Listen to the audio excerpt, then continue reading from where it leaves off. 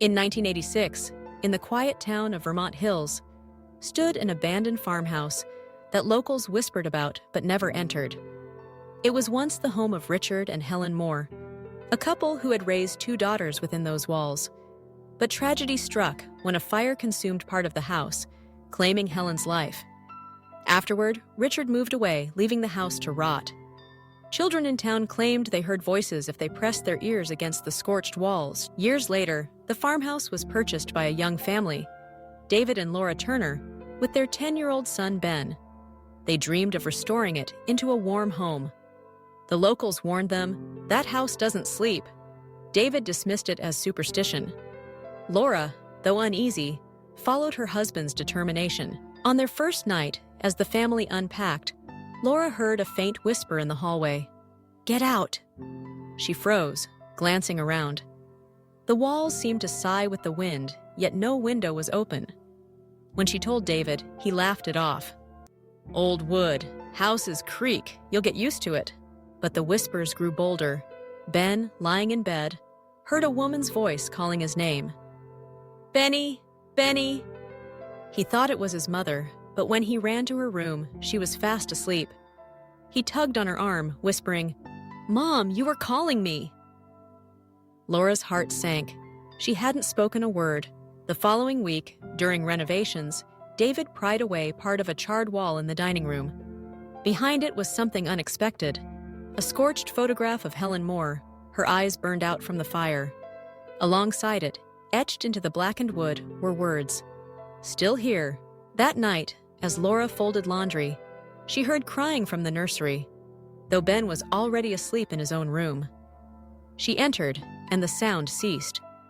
The rocking chair swayed gently on its own. On the wall above it, faint scratches appeared, fresh and raw, spelling, "Help me." By now, Laura begged David to leave, but he refused. "We're not giving up a house we just bought. Ghost stories don't pay bills."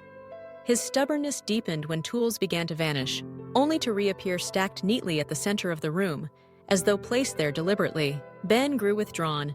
He told his mother he had a new friend named Helen. "She talks to me at night," he said. "She says the fire hurt her. She says Daddy doesn't believe." Laura trembled. Helen Moore had died in the fire decades earlier. One stormy night, the whispers turned into screams. Walls shook violently. Picture frames crashed to the floor, and the air reeked of smoke, though no fire burned. David, terrified at last, grabbed his family and ran. As they fled, Ben looked back and shouted, "She's in the window!"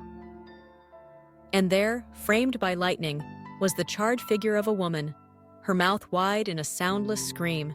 The Turners never returned. Investigators later entered the house and found no evidence of intruders, but they did find something else. Beneath the floorboards of the dining room, hidden for decades, were bones, human remains later identified as belonging to Helen Moore. Her body had never been properly buried after the fire. After a respectful burial in the local cemetery, the house fell silent. But neighbors swore that on stormy nights, if you passed the farmhouse, you could still hear faint voices carried on the wind. Some said Helen thanked those who freed her. Others claimed she still called for her daughter, lost in the blaze. The Turners moved far away, never speaking publicly about what they endured. But Ben, now grown, admits he still dreams of Helen, sometimes smiling, sometimes screaming. This is not fiction, but a true account whispered among those who lived in Vermont Hills. At True Ghost Encounters, we reveal terrifying real stories from around the world. The dead do not always rest. Subscribe now to True Ghost Encounters, because the next house you step into may already have voices in its walls.